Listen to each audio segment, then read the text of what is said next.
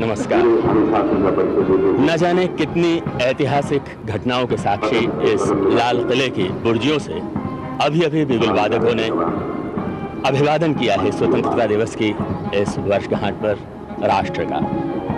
उसके साथ ही दिल्ली दरवाजे की ओर से सम्मान गारद के जवानों ने प्रवेश किया है बैंड के इस मधुर ध्वनि के साथ। और मैं जसदेव सिंह दूरदर्शन की ओर से आप सब दर्शकों का, देशवासियों का हार्दिक अभिनंदन करता हूं। आज दूरदर्शन के लिए एक विशेष गर्व की बात है। कई कारण हैं उसके। सबसे पहले तो आज पहली बार इनसेट के माध्यम से रंगीन प्रसारण आप देख रहे हैं, जिन जिन के पास भी रंगीन सेट हैं, और कुछ अन्य केंद्रों में भी दिल्ली के अलावा। इसके अतिरिक्त आज दूरदर्शन परिवार में एक और नया सदस्य शामिल हुआ है, वो है हमारा नागपुर केंद्र, जहां से इस समारोह के साथ ही प्रसारण कार्यक्रम आरंभ हो गए हैं। इनके अलावा हमारे असंख्य देशवासी आज के इस मुख्य समारोह को स्वतंत्रता दिवस के अवसर पर लाल किले से सीधे देख रहे हैं। मद्रास, बेंगलोर, कलकत्ता, इनके अलावा बंबई, पुणे और अन्य केंद्र जहां से कि इनसेट के माध्यम से ये प्रसारण रिले किया जा रहा है, उनमें है रायपुर, जयपुर, मुजफ्फरपुर, संबलपुर आदि अनेक, श्रीनगर, जालंधर, लखनऊ, अमृतसर केंद्र रिले कर रहे हैं। तो यहाँ इस समय अपार जनसमूह स्वतंत्रता दिवस के उपलक्ष्य में आयोजित इस समारोह में शामिल होने के लिए उपस्थित है। सुबह से ही लोगों का आना निरंतर जारी है और लोग अब प्रतीक्षा में हैं कि कब हमारे राष्ट्र का झंडा प्रधानमंत्री फहराएं और वो उसके प्रति नतमस्तक हो, सलामी दें। ये है ऐतिहासिक जामा मस्जिद। शाहजहां ने इसका निर्माण किया था, जो कि 1650 में पूरा हुआ। इसके विशाल मीनारे, जहां से जब अजान की आवाज गूंजती है तो सारा वातावरण, सारा माहौल एक रूहानियत के आलम में दिखाई देता है। और यह है लाल किले के ठीक सामने जैन मंदिर। वैसे इसे लाल मंदिर भी कहते हैं, लेकिन इसका असली नाम था उर्दू मंदिर, और अभी तक भी कहा जाता है कि बड़ी बूढ़ियां इसे उर्दू मंदिर कहते हैं, क्योंकि यहाँ लश्कर था, कैंप था बादशाह का, और वहाँ में से एक सैनिक जैन सिपाही ने शाहनशाह की इजाज़त से यहाँ पर भगवान पारसनाथ की मूर्ति की स्थापना की थी। इसके ठीक पीछे है गौरी शंकर का मंदिर, शिवालय, जिसे कहा जाता था कभी आपा गंगाधर का शिवालय, क्योंकि उस समय मुगल बादशाह शाह आलम सानी के ज़माने में सिंधिया नरेश के एक सैनिक ने इसका निर्माण किया। और यह है आर्य समाज दीवान हॉल।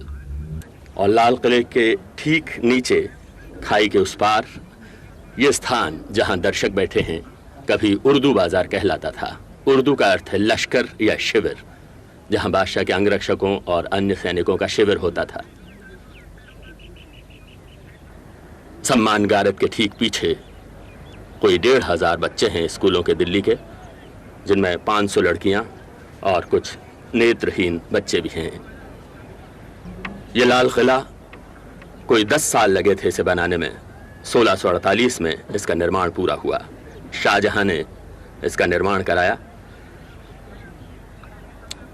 ये खामोश पत्थर, ये छतरियां, न जाने इतिहास की कितनी ही घटनाओं की साक्षी हैं। इस किले ने भारतीय इतिहास को अनेक बार करवटें लेते देखा है। और ये गुरुद्वारा सीसगंज, और वो फतेहपुरी की मस्जिद,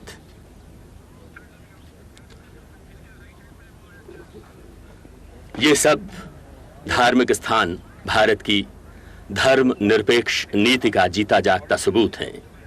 किसी शायर ने शायद इसी को देखकर कहा था, मैंने एक काबा बनाया है अजब अंदाज का, मैंने एक काबा बनाया है अजब अंदाज का, जिसमें नाक़ुस व अज़ां की एक ही आवाज़ है। ऐसा काबा, ऐसा पवित्र तीर्थ स्थान जहाँ शंख और अज़ान की ध्वनि एक हो जाती हैं। और भारत जिस शांति और धर्म निरपेक्षता का लंबरदार है। चांदनी चौक सामने। और ये हैं सम्मान गार्ड के जवान, संख्या में 200, 50-50 थल सेना, वायुसेना, नौसेना, और उनके अलावा 50 हैं दिल्ली आर्म पुलिस के।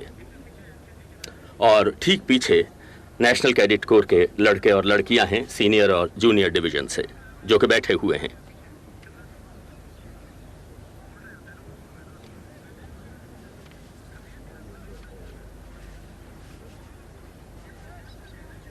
कोई 1,500 बच्चे हैं ये नेशनल कैडेट कोर के, लड़के और लड़कियां। करीब 1525 बच्चे हैं दिल्ली के विभिन्न स्कूलों से। इनमें 500 लड़कियां और कोई 25 नेत्रहीन बालक हैं। यह है गणमान्य आमंत्रित अतिथि।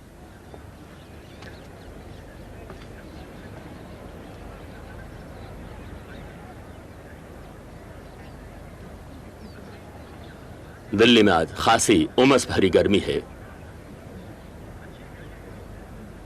राजनयिक प्रतिनिधि राजधानी में अन्य देशों के,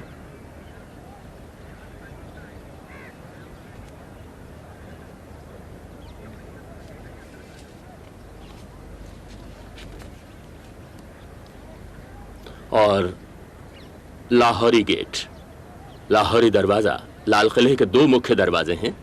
यह है लाहौरी और एक बाईं ओर दिल्ली दरवाजा कहलाता है। ये वो इमारत है जिसने अतीत की कितनी ही यादें अपने हृदय में संजो रखी हैं।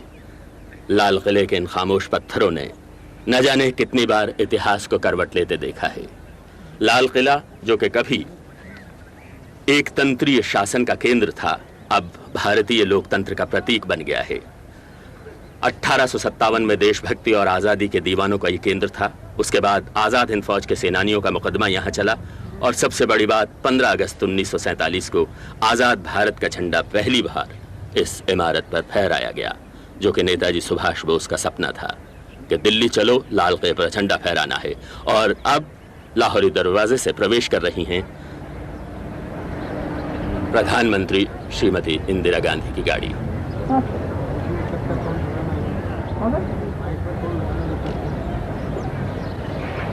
और लाहौरी दरवाजे से बाहर का दृश्य।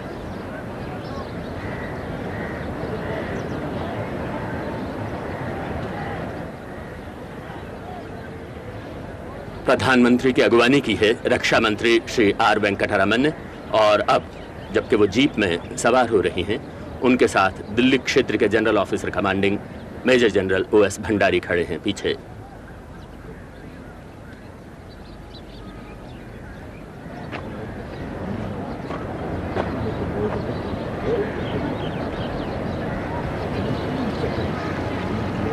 जीप के बाईं ओर लाल किले की खाई है, ये जो आपको नजर आ रही है। कभी ये प्रहरी का कार्य करती थी। किले की सुरक्षा के लिए कोई 75 फीट चौड़ी और 30 फीट गहरी खाई।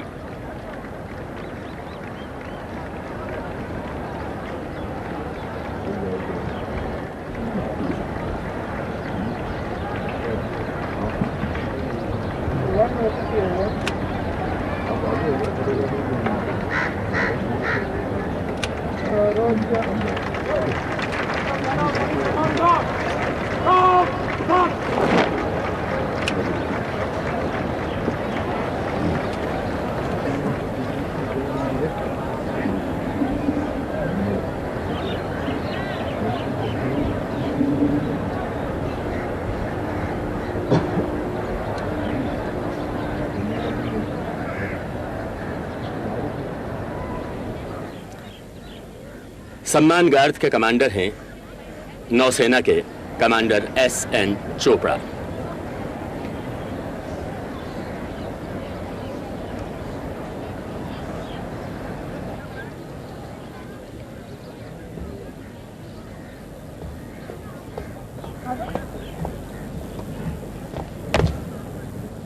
अंतर सेना पुलिस सम्मान गार्ड जनरल सलोट सलाम शस्त्र।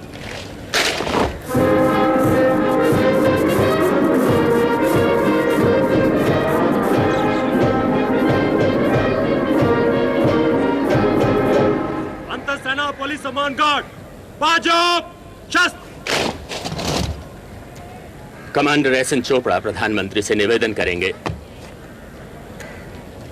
अंतर सेना पुलिस सम्मान गार्ड आपके निरीक्षण के लिए तैयार है महोदय।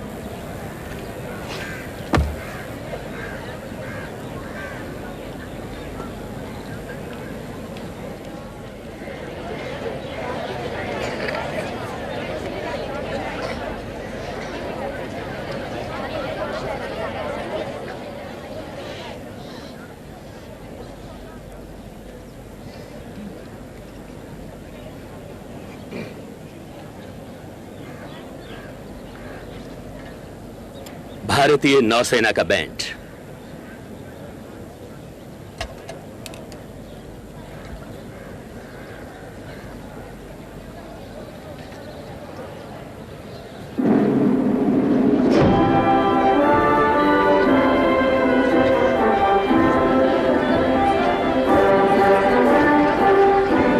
यह है थल सेना की टुकड़ी।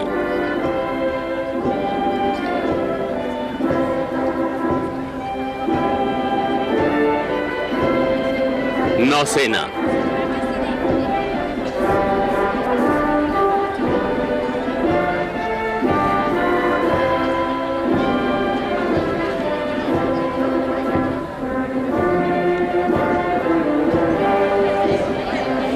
वायुसेना के जवान।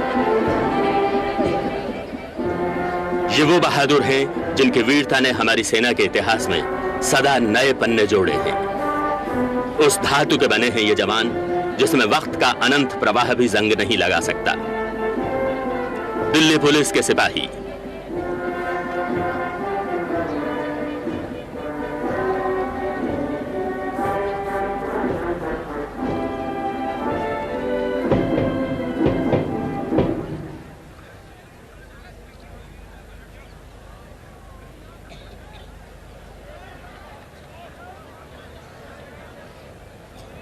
प्रधानमंत्री के साथ दिल्ली क्षेत्र के general officer commanding major general O S Bhandari हैं।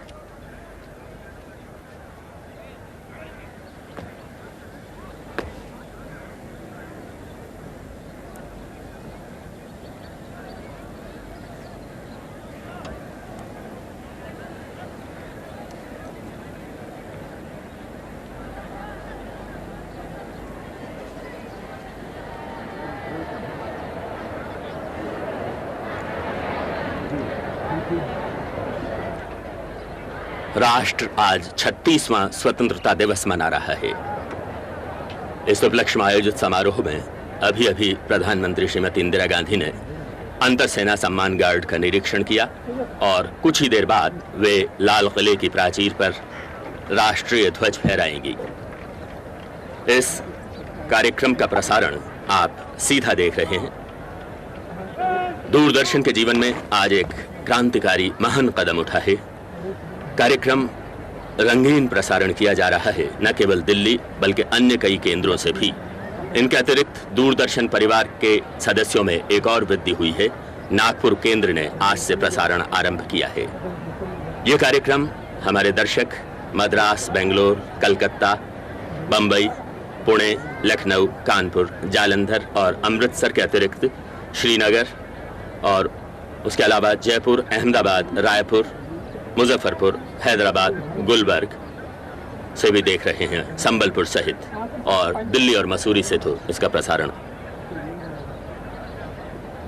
सीधे देखा जा रहा है। यह है फसील के ऊपर का दृश्य, प्राचीर।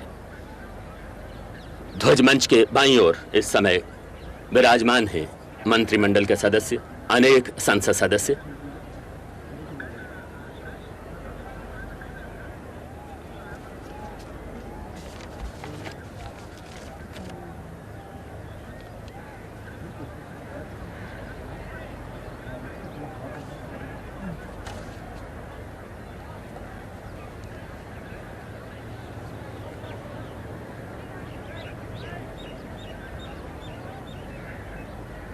और ध्वज मंच के दाईं ओर का यह भाग है जहां राजधानी में अन्य देशों के राजनयिक प्रतिनिधि बैठे हुए हैं।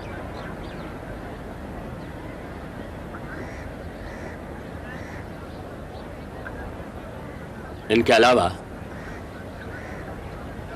अधिकारीगण, गणमान्य अतिथि, न्यायाधीश आदि भी इसी ओर विराजमान हैं।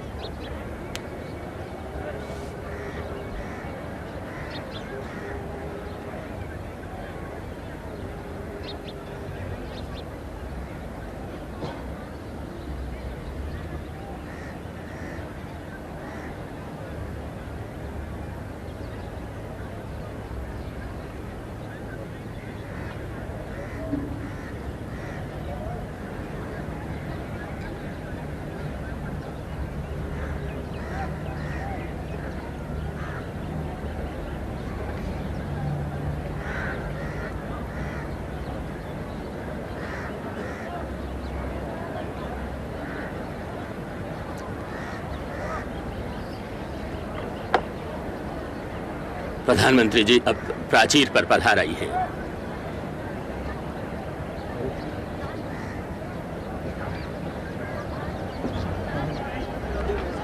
इस प्राचीर को दरअसल घूंघट की दीवार भी कहा जाता रहा है, क्योंकि दीवाने आम से लाहौर दरवाजा से दीवाने आम साफ नजर आता था और चांदनी चौक में लोगों को अदब की वजह से पैदल चलने को मजबूर होना पड़ता था। तो औरंगजेब ने ये एक दीवार बनवा दी और कहते हैं कि शाहजहां ने उसने कहा, तुमने दुल्हन के चेहरे पर घूंघट डाल दिया है।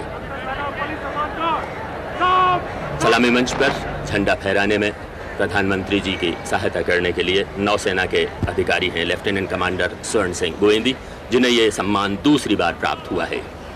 इस समय है ठीक 7:30 बजे।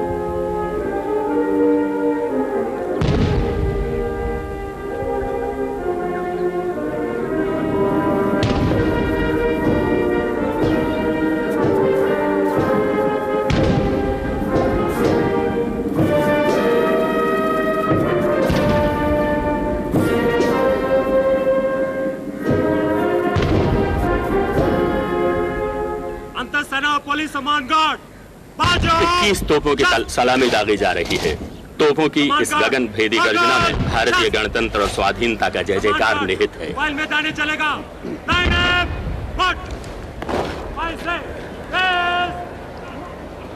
प्रधानमंत्री जी अब राष्ट्र के नाम अपना संदेश देंगी लाल किले की प्राचीर से आज के शुभ दिवस पर।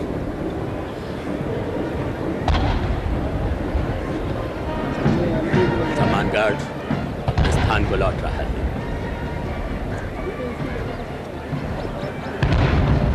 लाल किले के सामने ऐसा लगता है जैसे सारा भारत कुछ क्षणों के लिए सिमट आया हो, उत्तर दक्षिण पूर्व पश्चिम से।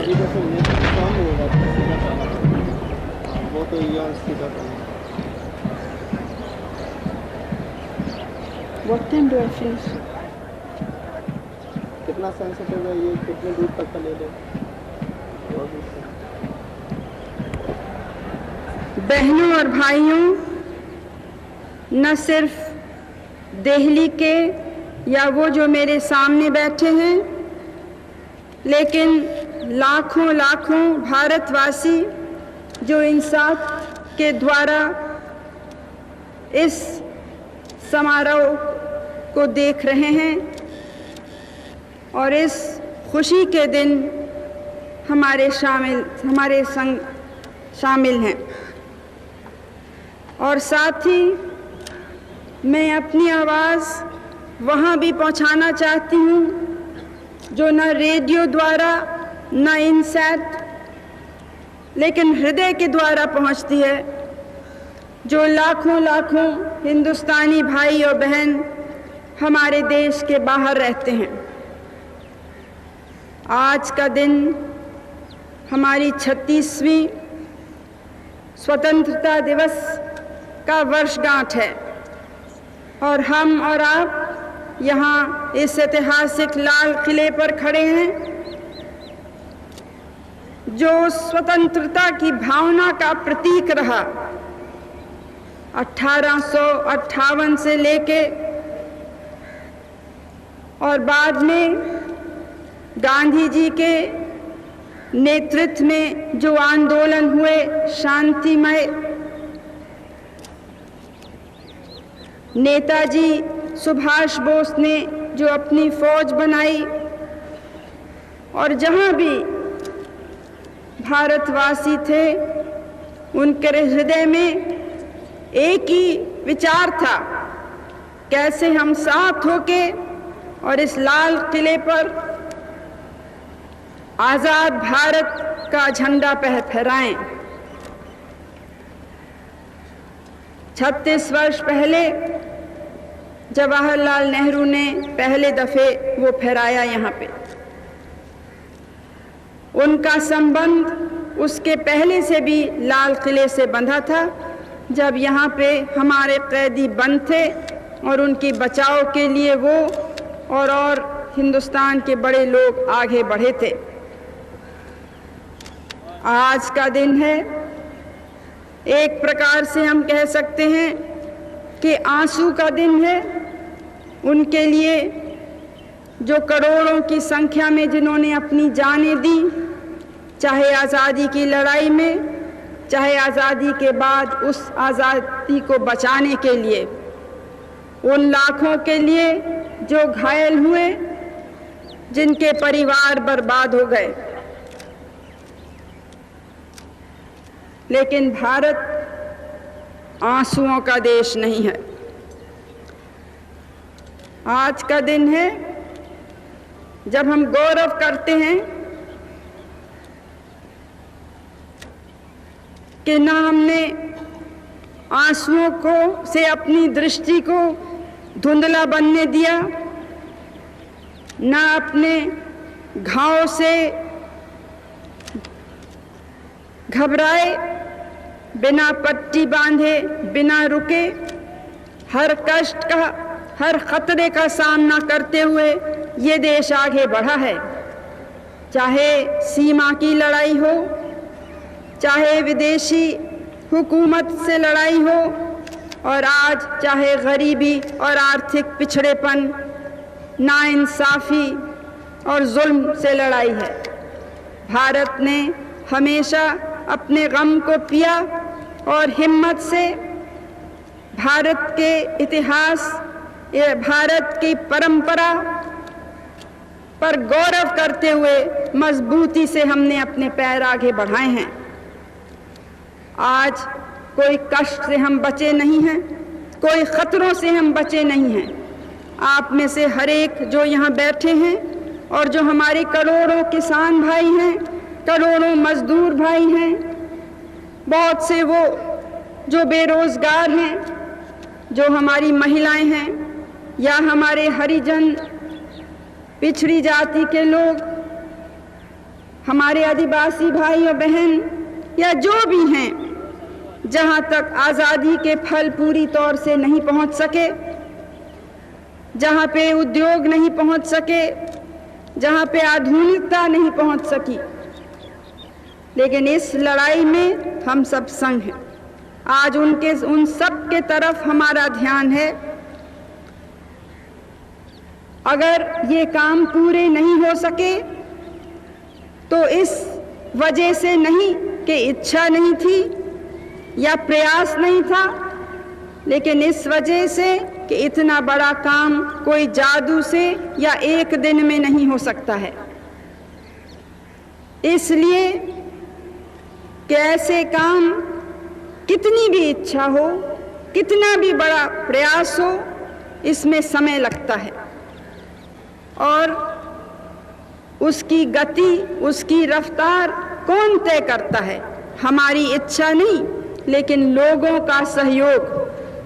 अगर लोग साथ खड़े रहेंगे, अगर लोग वो गुण दिखाएंगे जो उन्होंने आज़ादी की लड़ाई में दिखाए, या हमारे ऊपर हमला होता है तो एक होके खड़े हो जाते हैं, हमारे बहादुर अफसरान और जवानों के पीछे, हमारी सेनाओं के पीछे, अगर वो भावना इस गरीबी की लड़ाई में भी, इस भारत को ऊपर उठाने की लड़ाई में भी वो दिखाएं, तो हम और तेजी से आगे बढ़ें। हमें दुख होता है कि ये भावना हमेशा नहीं दिखती है। देश के जो सबसे बड़ी कमजोरी थी हमारे ऊपर जब विदेशी राज्य था, तो उनकी क्या कोशिश थी कि किसी न किसी तरह से धर्म के नाम से या कोई और कारण हमारे बीच में मतभेद डालें, जिसमें जो ये सेना थी, शांतिमय सेना, गांधी जी की सेना, आज़ादी के स्वतंत्रता सैनिकों की सेना, ये दुर्बल हो जाए। उनके जाल में हम नहीं फंसे। बीच बीच में होता रहा कुछ न कुछ गड़बड़, दंगे भी हुए, लेकिन आमतौर से हम अपने चुने हुए रास्ते पर आगे बढ़े। जब आगे बढ़ते हैं किसी यात्रा पर तो बहुत से रास्ते दिखलाई पड़ते हैं, कुछ बड़े, कुछ पगडंडी, और हर समय हमें चुनना होता है कि किस रास्ते पे अपने पैर आगे बढ़ाएंगे। हमारा जैसा देश जो इतनी गरीबी में था, इतना दबा हुआ था और डरा हुआ भी था एक समय, उसके लिए बहुत से रास्ते सामने नहीं हैं। वास्तव में तो एक ही रास्ता है, वो एकता का रास्ता है जो कौम को, समाज को, देश को मजबूत करे, जो खतरे से नहीं डरे, जो कष्ट से नहीं डरे। कष्ट आज़ादी के पहले भी थे और बहुत से आज हमारे सामने लोग बैठे हैं और देश में हैं जो आज़ादी के बाद पैदा हुए, जिनको कल्पना भी नहीं है कि किस प्रकार से अपमान होता था और गरीबी का सच्ची चित्र क्या है, उसका वो सोच भी नहीं सकते हैं। आज गरीबी देश में है, लेकिन साथ साथ मध्यम वर्ग मजबूत हुआ है, संख्या में भी, और उसकी ताकत भी बढ़ी है। आज कुछ बेरोजगारी है, लेकिन बहुत से लोगों को रोजगारी के, नौकरी के, आगे बढ़ने के अच्छे मौके मिले हैं और मिल रहे हैं, और जितना काम आगे बढ़ेगा, जितना विकास बढ़ेगा, उतने ही वो मौके आगे बढ़ेंगे। हमारे देश में जहां हमें हाथ भीख मांगने के लिए लंबा करना पड़ता था, आज हम अपने देश में वो अनाज पैदा कर सकते हैं, लेकिन काफ़ी नहीं है। जनसंख्या भी बढ़ रही है, ज़मीन की भी ज़्यादा ज़रूरत है, अनाज की भी, शिक्षा की भी, स्वास्थ्य के प्रबंध की, और बहुत सी चीज़ें जिनको पहले हम सोच भी नहीं सकते थे।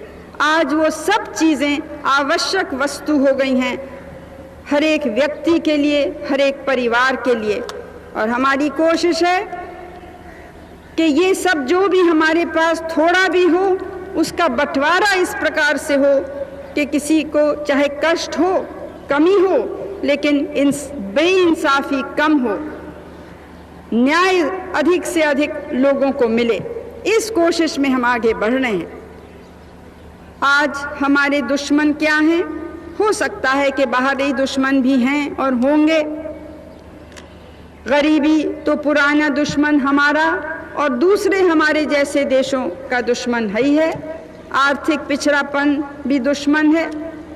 लेकिन किस चीज़ ने भारत को पहले कमज़ोर किया था, जिससे हमने आज़ादी खोई, वही आज भी है जो भारत को कमज़ोर कर सकता है और कर रहा है। वो है जो धर्म के नाम से अनेकता आती है, वो है जो भाषा के नाम, प्रांतीयता के नाम, जातिवाद को लेके आपस में भाई भाई के बीच में नकली दीवारें खड़े करते हैं। मैं आपसे पूछती हूँ, मेरे भाई और मेरी बहनों और प्यारे बच्चों, कौन देश है जो बिना एकता के, बिना कड़ी मेहनत के आगे बढ़ सका है? हम चाहते हैं हमारी सेनाएं मजबूत हों। किस लिए? किसी पे हमला करने के लिए नहीं, हम अपनी सीमाओं को बचाने के लिए, अपने देश को सुरक्षित रखने के लिए। हम चाहते हैं कि हमारे यहाँ उद्योग बढ़े, कृषि का उत्पादन बढ़े, जिसमें लोगों को नौकरी मिले, जिसमें वो सामान पैदा हो, जिससे सबके जीवन स्तर में कुछ ऊंचाई आए, कुछ आराम और सुख आए। हम शांतिमय देश हैं और शांति की भावना केवल अपने देश में नहीं, दूर दूर हम विश्व में चाहते हैं। लेकिन ये कब हो सकता है? जब ये जो घुन के तरह अफवाहबाजी फैलती है, अन्याय की आवाज़ उठती है। हमें मालूम है कि कभी कभी अन्याय होता है, हमको मालूम है कि कभी कभी अत्याचार होता है, हमको मालूम है कि कभी कभी भ्रष्टाचार भी है, लेकिन इनसे लड़ने का क्या तरीक़ा है? क्या कमज़ोर सरकार इनसे लड़ सकती है? क्या वो सरकार जिस पे स्वयं हर समय हमला हो रहा है वो गरीबों को सुरक्षित रख सकती है, अल्पसंख्यक के लोगों को बचा सकती है? क्या वो सरकार इस देश का सारी दुनिया में सिर ऊंचा कर सकती है? समय आया है, असल में तो कभी गया नहीं था, लेकिन आज पहले से ज़्यादा उसकी ज़रूरत है, क्योंकि दुनिया में ख़तरे बढ़ गए हैं।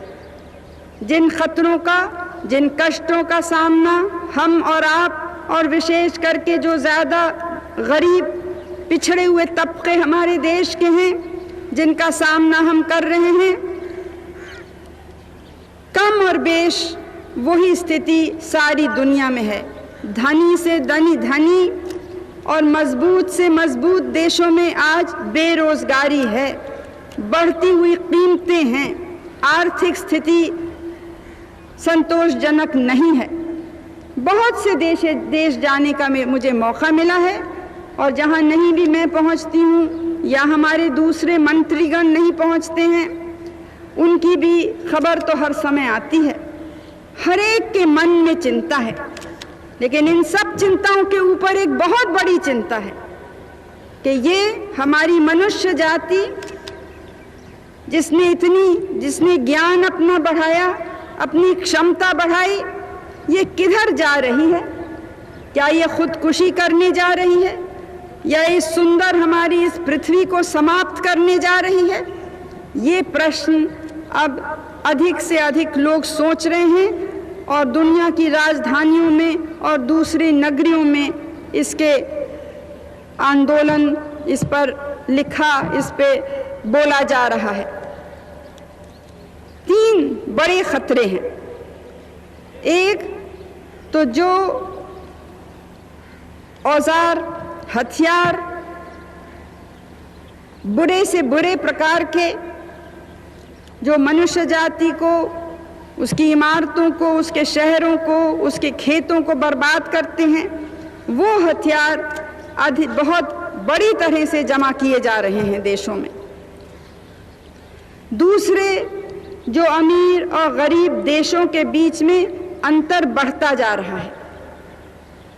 हमारे देश में और गरीब देशों में भी ये अंतर है, हम किसी से ये छुपाते नहीं हैं, लेकिन हम कम से कम उस कोशिश में लगे हैं कि समाजवाद के तरफ हमारा देश जाए।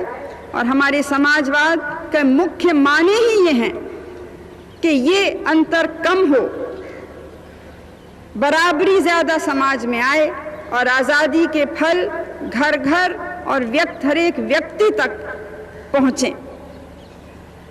तीसरा खतरा वो है कि लालच में, चाहे कोयला निकालना हो, चाहे तेल निकालना हो, चाहे दूसरे देशों के तेल पर हमारी आंख हो, या दूसरे कोई चीज़, हम ये नहीं सोचते हैं कि आज हम जो कर रहे हैं उसका क्या प्रभाव, क्या असर पड़ेगा आते हुए पुश्तों पे, आते हुए युगों पर। ये 3 मुख्य बातें हैं। हमारा गौरव है कि हम भारतवासी हैं। भारत एक देश है, कोई दूसरे देशों से कोई ज़्यादा अच्छा नहीं है, दूसरे देशों से ज़्यादा सुंदर नहीं है। क्या इसकी महानता रही है, क्या इसके गुण रहे हैं जिसने इसको सदियों नहीं हजारों साल से बचाया रखा है, और हर कष्ट का सामना करने को हमारी गरीब जनता को क्षमता और ताकत दी है? वो है हमारी पुरानी परंपरा के जो ऊंचे आदर्श थे। भारत ने इंसान होते हुए व्यक्तिगत रूप से चाहे हजारों गलतियां की हों, लेकिन हमेशा हमारी आंख एक ऊंचे ध्येय पर रही है, और वो केवल भारत की एकता नहीं, लेकिन तमाम जितने प्रश्न हैं उनको हमने एक बहुत सारी मनुष्य जाति को देखते हुए उसमें हम उसके ढांचे में हमने उसको देखते हैं। भारत की परंपरा रही है शांति की, एक दूसरे की विचारधारा को बर्दाश्त करने की, सब लोगों को संग लेके चलने की, और केवल मनुष्य को नहीं, जानवरों को, पौधों को, ये रही है हमारी परंपरा।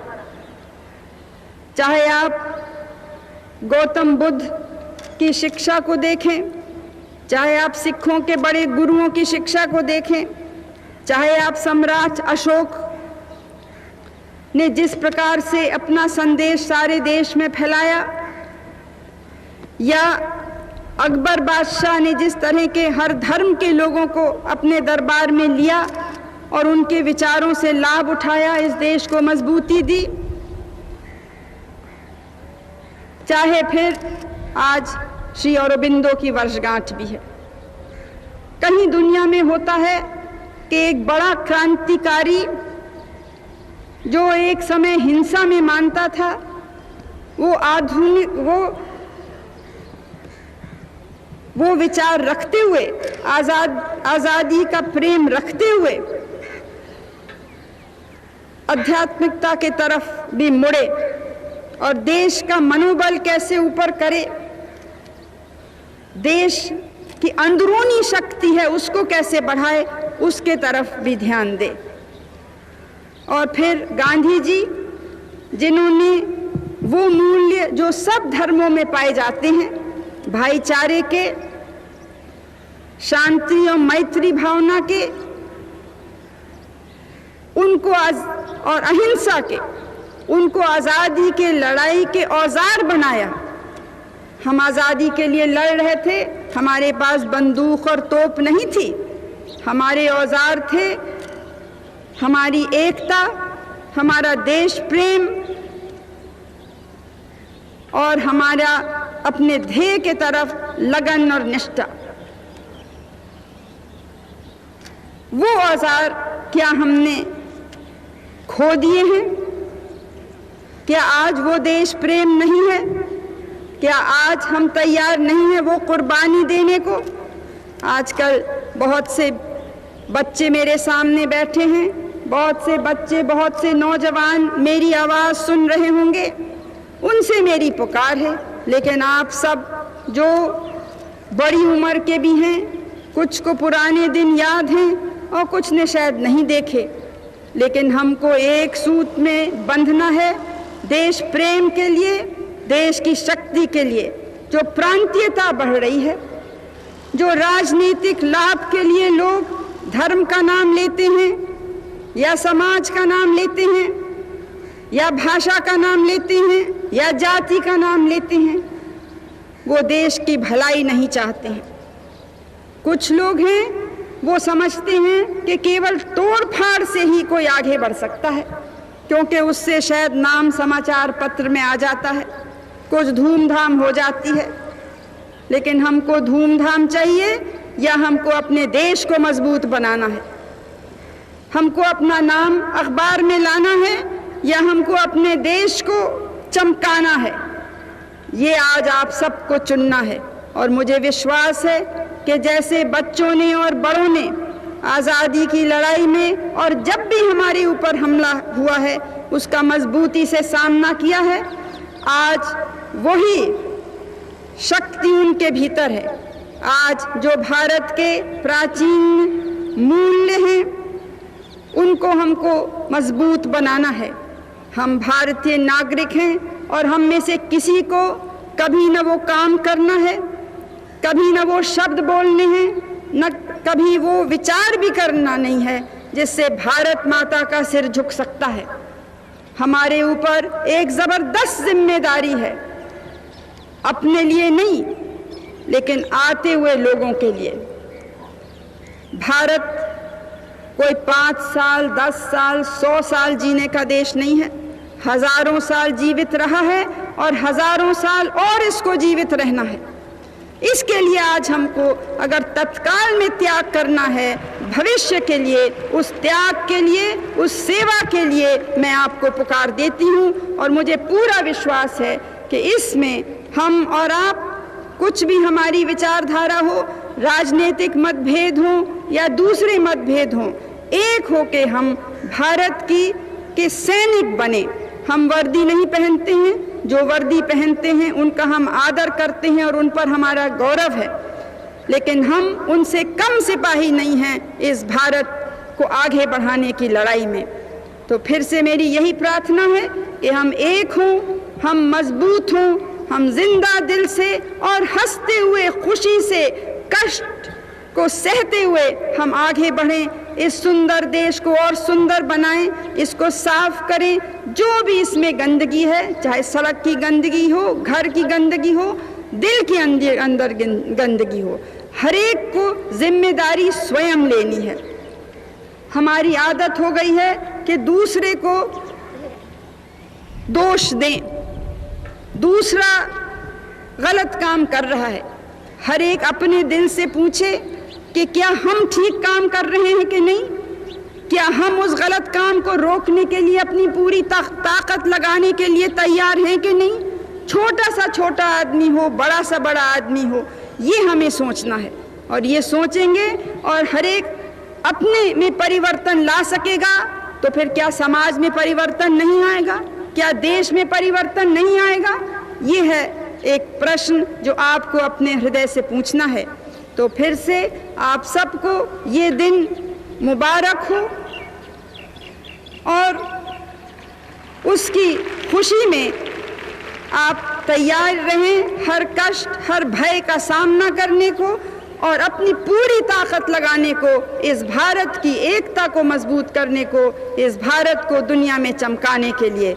मैं आपको धन्यवाद देती हूँ और सबको अपनी शुभकामनाएं देती हूँ। अब मैं चाहती हूँ कि मैं 3 दफ़े जय हिंद बोलूँगी, अभी नहीं, जब बच्चे खड़े हो जाएंगे तो मैं बोलूँगी और मेरे बाद बच्चे, बूढ़े, नौजवान सब लोग मिल के आप साथ बोलिएगा। यह है भारत के आज़ादी का नारा, भारत का झंडा ऊपर रहे उसका नारा।